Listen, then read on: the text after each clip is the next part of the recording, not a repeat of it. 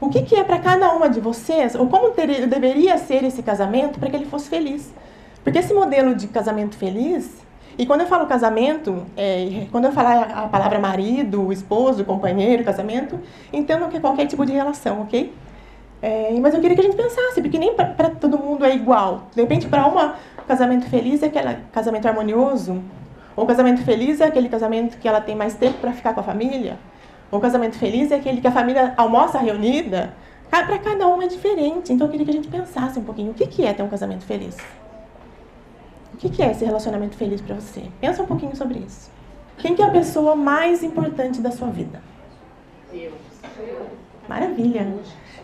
Ponto mil estrelinha para quem respondeu sou eu. Porque assim, uma vez eu fiz essa pergunta para uma amiga, ela falou assim, é fácil responder você porque você não tem filho. Pois é. Concordo plenamente que é mais fácil para mim responder essa pergunta porque eu não tenho filho. Mas, será que é possível eu fazer os meus filhos felizes, estar num ambiente em que eles serão felizes se eu não estiver feliz? Será que eu posso amar o outro na intensidade que ele merece se eu não me amar do jeito que eu mereço? Então, se eu não for a pessoa mais importante da minha vida, é impossível que isso aconteça. Porque eu tenho que estar bem, eu tenho que estar feliz, para que eu possa fazer o outro feliz, para que eu possa construir uma relação feliz. Então, eu queria, a Erika falou disso e eu concordo profundamente, eu gostaria de até dar uma lição para vocês, como exercício, de se olhar no espelho de manhã. Acordou, vai lá para o banheiro, vai escovar o dente ou não, vai fazer o que quiser. Se olha no espelho e diz para aquela pessoa maravilhosa que está lá o quanto você a ama. E assim, uma outra coisa que a gente nota, que as mulheres empreendedoras às vezes se culpam porque não tem tempo para o marido, não tem tempo para a família, não tem tempo para o lazer, não tem tempo para os filhos.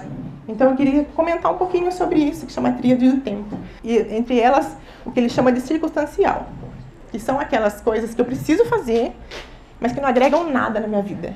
Então, que eu tenho que fazer, mas eu não preciso fazer com tanto afinco, ou fazer todo dia, levar tanto tempo fazendo, como, por exemplo, tirar o pó de casa. Especialmente a gente que está empreendendo, precisa tomar cuidado com esse tempo. E aí ele fala o seguinte, que existem as coisas que são importantes, que são as coisas que eu preciso fazer, que tem prazo para ser feitas, mas que se eu planejar, eu consigo fazer no prazo, sem me estressar com aquilo. E sem deixar que essas coisas importantes virem urgentes. O problema é que a gente às vezes empurra com a barriga, depois eu faço, agora eu vou fazer outra coisa, depois sabendo que tem prazo para ser feito, que tem uma hora para entregar aquilo, e aquilo que era só importante, que eu já tinha planejado, mas eu não fiz, virou urgente. E o urgente nos estressa, o urgente rouba a nossa paz, o urgente rouba nosso tempo. Então a ideia é que a gente comece a planejar esse tempo para evitar que o que é importante vire urgente. E vamos falar um pouquinho sobre os pilares de um relacionamento saudável. O primeiro deles é o diálogo. É impossível ter um relacionamento saudável sem diálogo. E faz toda a diferença você fazer a pergunta certa, ao invés de você apontar o dedo. Porque aí você também mostra que você está falando sobre o seu sentimento, a sua sensação naquele momento. Não está dizendo que ele fez errado. Está dizendo como você se sentiu. E que você gostaria que numa próxima vez fosse diferente, porque aquela sensação não foi agradável. E aqui eu agregaria também, para que ele seja o mais saudável possível, que a gente comece a praticar o perdão, comece a praticar o não julgamento, comece a praticar a aceitação. E quando eu falo de perdão, de aceitação, eu quero dizer que muitas vezes cada um de nós traz uma bagagem, uma história de vida até encontrar aquela pessoa especial e resolver casar-se com ela. E muitas vezes nós não conhecemos quase nada daquela história. Nós não sabemos o que aquela pessoa passou até ela chegar aqui. E assim, na grande maioria das vezes, quando a gente reage a alguma situação, a gente reage com base no que a gente aprendeu. E naquele momento, muitas vezes, eu diria que em quase 100% das vezes, a atitude que nós tomamos, a resposta que nós damos, é a melhor que nós sabíamos dar naquele momento. Então releve de vez em quando se a pessoa não agiu como você gostaria. Era o melhor que ela poderia fazer com aquilo que ela tem, com a bagagem que ela trouxe, era aquilo que ela sabia fazer. era daquele jeito que ela sabia resolver, era aquela atitude que ela sabia tomar, era aquela palavra que ela sabia dizer. Então é leve, mesmo porque nós também não somos perfeitas, apesar de a gente achar que a gente é quase 100% e eles são, sei lá, 55%. Mas a gente não é, e a gente também erra. Erra querendo acertar. Na grande maioria das vezes a gente erra achando que está fazendo o nosso melhor. E é o nosso melhor naquele momento. E quando eu falo em aceitar, é uma coisa que demorou para eu entender. Quando eu olhava no espelho e falava, eu te amo e te aceito do jeito que você é, e aquela voz dizia, mentira.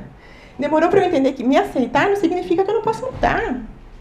Pode significar que hoje eu ainda não estou onde eu gostaria, que hoje eu ainda não sou quem eu gostaria, mas que amanhã eu posso ser muito melhor. Isso também é aceitação.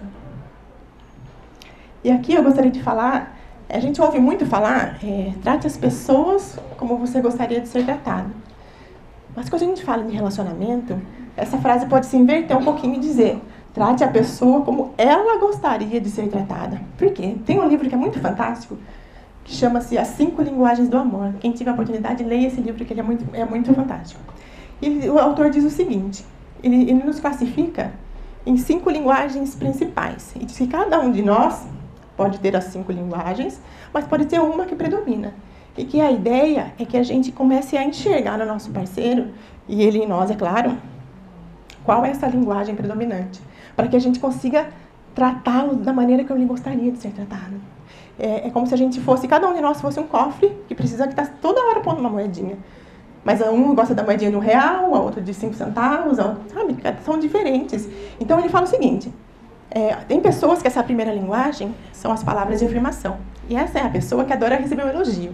Então se aquele marido lavou a louça, não está do jeito que você queria, ficou meio encebadinho aquele prato, mas você elogia, porque ele fez o melhor que ele sabia fazer. E toda vez que a gente recebe um elogio, a gente quer fazer mais daquilo.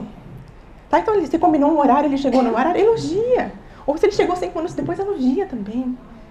Não é fácil, mas aquela pessoa precisa ouvir isso. Ela precisa ouvir que ela faz alguma coisa bem. De repente ele trocou uma lâmpada que você não conseguia. Vai lá e elogia. Nossa, amor, você é o melhor trocador de lâmpada do mundo. Entende? São coisas pequenininhas e que fazem toda a diferença no nosso dia a dia.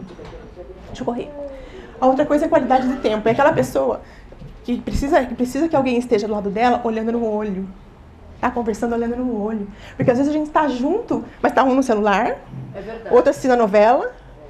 Estão juntos, só o corpo está presente, mas a qualidade do tempo não existe. E essa pessoa precisa, nem que seja 5 minutos do seu dia, ela precisa do olho no olho. Ela precisa de conversar e perceber que você se importa com ela. Também tem uma pessoa que gosta de presentes. E quando fala presente, não é um Cristal Swarovski, não é um Morana, não precisa ser nada muito chique. Mas aquela pessoa, imagina que você está passando, você foi tomar café na padaria e viu uma balinha chita. Alguém aqui conhece uma, sabe? Você sabe que a pessoa adora bala chita. Compra para ela e fala, amor, lembrei de você, olha, trouxe a balinha que você ama. E para a pessoa, não vai importar o valor que você pagou, importa que ela lembrou de você. Então não custa, são mimozinhos que a gente pode fazer para tornar o nosso dia a dia muito mais agradável. E outra linguagem é a maneira de servir, que é aquela história de, por exemplo, tem uma comida que seu marido adora. De vez em quando faz para ele. Mostra que você lembrou dele naquele dia. E o último é o toque físico, que é a pessoa que precisa que você encoste nela. Então é o marido que chega do trabalho e gosta que você dê um beijo. Que bom que você chegou, amor, dá um beijo, dá um abraço nele. Vai se despedir de manhã, dá um beijinho nele porque ele está saindo. E agora eu tenho uma lição de casa. E essa lição de casa é para mudar o foco. Que eu mude o foco, eu mude o jeito de olhar a outra pessoa. E aí, a ideia é essa, que pelo menos por 30 dias, se puder ser o resto da vida, melhor ainda. Mas 30 dias já ajuda. Cada dia eu vou acordar de manhã, depois que eu já olhei lá no espelho, já disse que eu me amo, eu vou mudar o foco de como eu enxergo o meu companheiro. E eu vou escrever no primeiro dia uma qualidade dele.